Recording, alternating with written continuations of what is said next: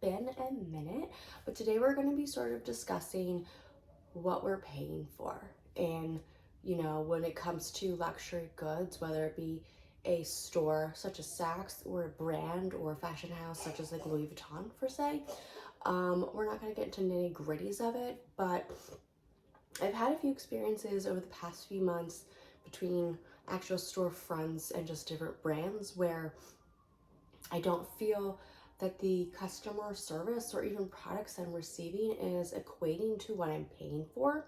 And I feel like that's sort of a trend that is starting to come up when over the past year there's been a boatload of price increases when it comes to Louis Vuitton and Chanel, and sort of like under the water of all of this, with some of the different like fashion sort of commentators, if you will, like the YouTube interwebs, there has been like a consistent theme of like, some of the products that these people have been receiving at these really steep increased prices, they're just not reflective of these price increases. And that they, if you, put it into the YouTube, you will find a lot of different like reviews of different brands and different products from said brand where what they're receiving isn't great and they have to return it for something else, or they're just so turned off by the brand that they sort of are done shopping there. So that's kind of the gist of what the video is. We're first going to start with the store itself and my experience, and how like I feel like it's almost at the end of an era between a store and a brand, and just talking about again sort of this weird world we're in where we're paying like $10,000 for certain luxury items, and the product we're receiving isn't necessarily reflective of that. And where does that leave us? So I've been shopping at Saks on and off for probably 15 years. Recently, I've just not been satisfied with the service or quality of things I've been getting. And I really do feel like I'm in a place in my life where if I'm going to be shopping for a luxury item at this point, I will just try to go to the direct store and cut out the middleman. So cutting out like a Neiman Marcus, cutting out like a Saks. I will say I haven't really had any negative experiences dealing with Neiman Marcus besides their customer service in store where they're a little snobby. So it's been a real disappointment because I've always shopped at Saks over Neiman Marcus, because when I shop at Saks, they're always really kind to me and eager to help, and my shopping experience has always been high quality. But unfortunately, in the age of COVID, we're not necessarily in-store shopping as much. We've become more of a online customer more than an in-store customer. The product I've received from Saks over the past year has been so terrible. The customer service when I've dealt with reps on the phone has been terrible. For instance, and this is kind of a 2-for-1, and we'll kind of lead into our next segment. Well, first I got a really nice YSL bag, right? And I'll be doing a review on that, Charlie. So excited. But when I got the YSL bag from Saks, it didn't come with a box. Now I know that's not necessarily like an unheard of thing that happens where you receive like a purse and it doesn't come with a box. But for something that was at the price point that it was, and at the brand or designer level that it was, I did expect it to have a box. I know there is, like the joke is that like Chanel, like you can't find a product with boxes, and it's like the whole box debacle of like, I need my product with a box, and sometimes you just can't find one. But YSL doesn't have that problem, right? They're not Chanel. So there isn't like some box shortage. There should have been a box that my product came in. It literally was just in a brown box, wrapped in some tissue paper, and not very well, I might add. And it was just really disappointing. For what I paid for this bag, I just feel like if I went in store, the experience would have been top tier. If I'm buying it online, it should still be as close to like a top tier experience as it can be. It should still be reflective of what I'm getting. Which will segue into this brand now. So anyway, we're back, crisis averted. But basically what I'm going into saying is more of a brand this time, and I just feel like it feels like a staple brand or something that's super well known. And I just honestly, I have not seen anything from this brand that I've really like wanted or felt like it was imperative to my wardrobe. And I just almost feel like it's the end of an era for this brand for me personally. And it's gonna be this one right here. And I'm so sad because this brand was just like a fixture in my closet for so long, and I have so many of these shoes, and I just am so not impressed. So I got these, I actually had a wedding to go to, and I'll show you them. And they're beautiful, like they're really, really beautiful. I was so excited for them. But unfortunately, I don't know if you can see this, but I got them and the red bottom is, oh yeah, there you go, literally separated from the shoe. Never worn them, never went out in them, literally just tried them on. I got them from Saks, and maybe they're just a weird defective pair, but I just feel like I'm paying money for a certain caliber of product, and it's not just the product itself, it's even the experience of the product. And if I'm paying this money and literally before I even wear it, it's damaged and not wearable, that's a problem, and that's reflective of the brand, and it's reflective of where I got it.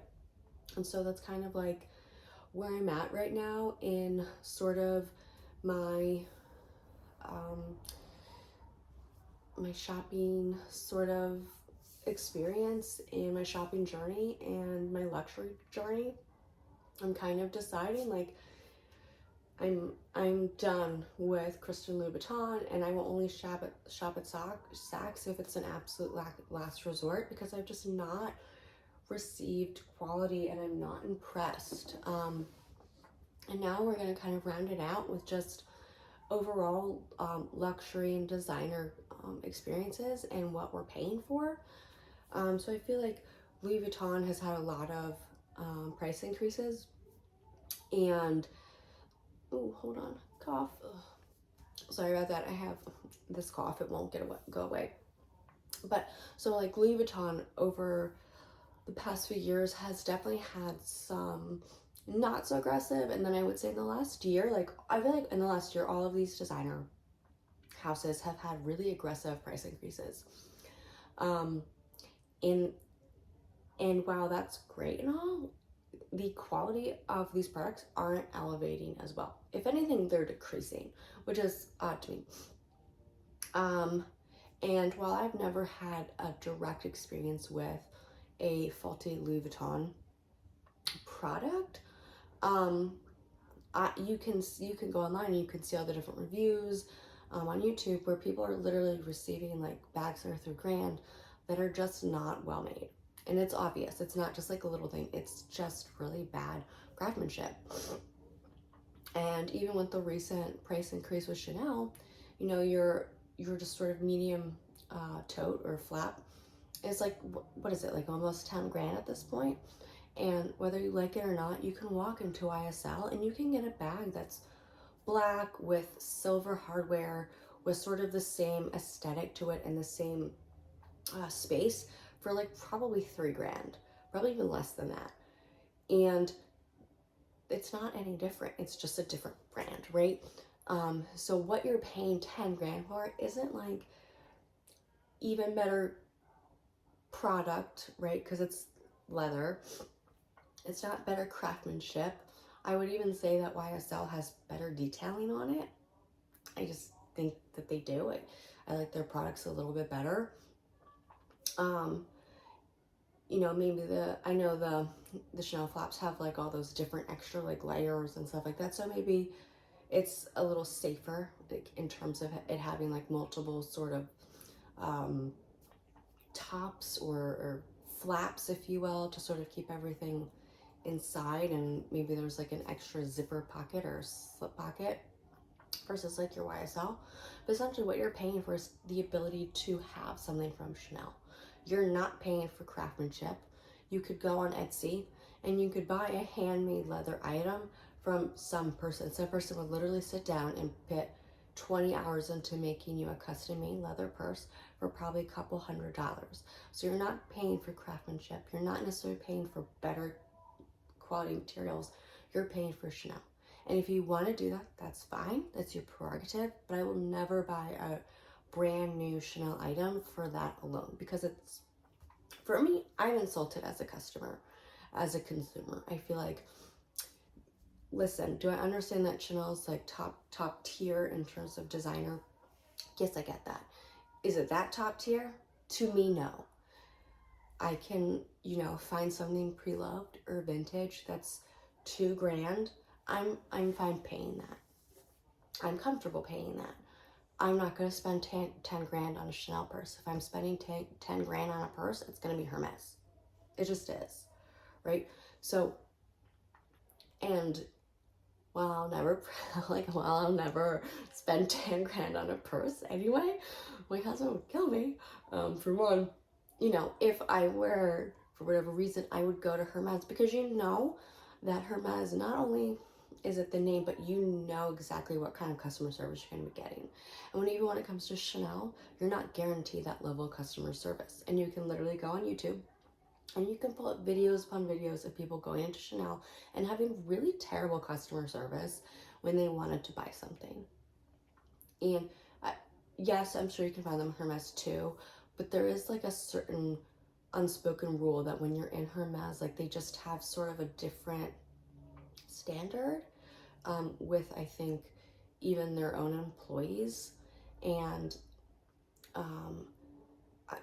to kind of wrap this up, when it comes to that interaction between consumer and employee, or sales associate, it should totally be irrelevant as to how you present yourself as a customer.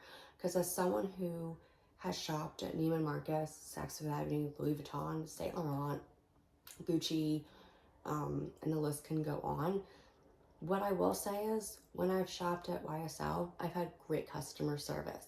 I've literally walked in sweatpants with a kid on my arm, had great customer service.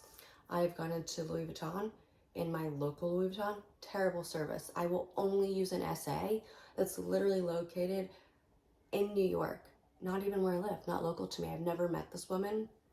I order stuff over the phone from her because she's nice. Because she's nice, she's easy to work with, it's not hard. I used to pick Saks over Neiman Marcus because in store, I was treated very well in Saks and treated terribly in Neiman Marcus. I think I literally just had one of my only positive interactions in Neiman Marcus a couple weeks ago. So as a consumer, don't let anyone push you around. Don't buy into, like, if you can't afford a $10,000 purse, you're not worthy of a certain level of etiquette in a shopping experience. That's garbage. And, don't be afraid to kind of say, I'm done here, and walk away. It's like a toxic relationship, right? And I kind of feel like that was Chanel. While, no, I've never bought a Chanel handbag, I'm not gonna pretend that like I haven't, but I do buy Chanel. I have 90% of my makeup is Chanel. I have a bunch of shoes from Chanel. I have card holders from Chanel. So I am a Chanel client or customer. I'm just not a handbag customer. It doesn't make me less of a customer of Chanel.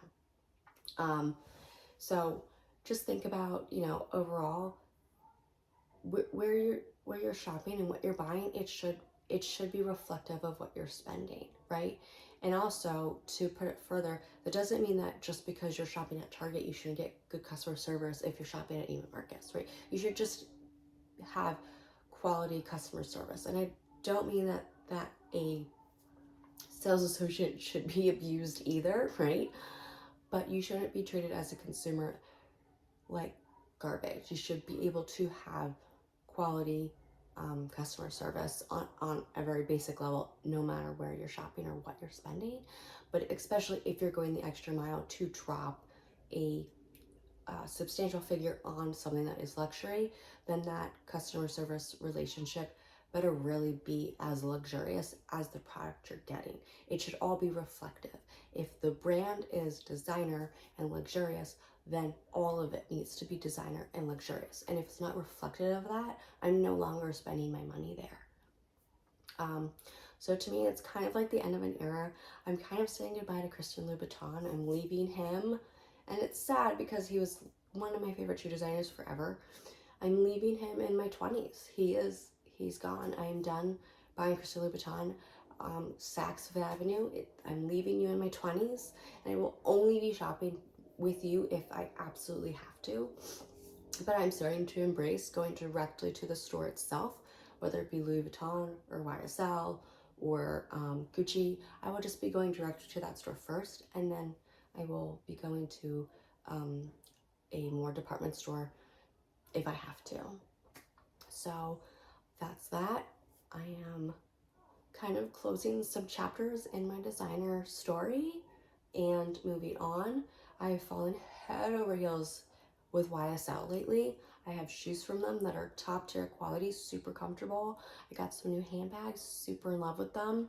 And I'm just kind of excited to kind of know, like, going forward in kind of like my wish list, kind of like where it's all going, and kind of this great new sort of idea of like my 30s, of like what my fashion journey will be in my 30s. And it's totally different from my 20s, which was Christian Louboutin, Gucci, and Louis Vuitton, and like tight little outfits and going out all night and drinking gin and tonic and dancing the night away. It's just a different story, and I'm ready for it. I'm so ready for this new fashion story.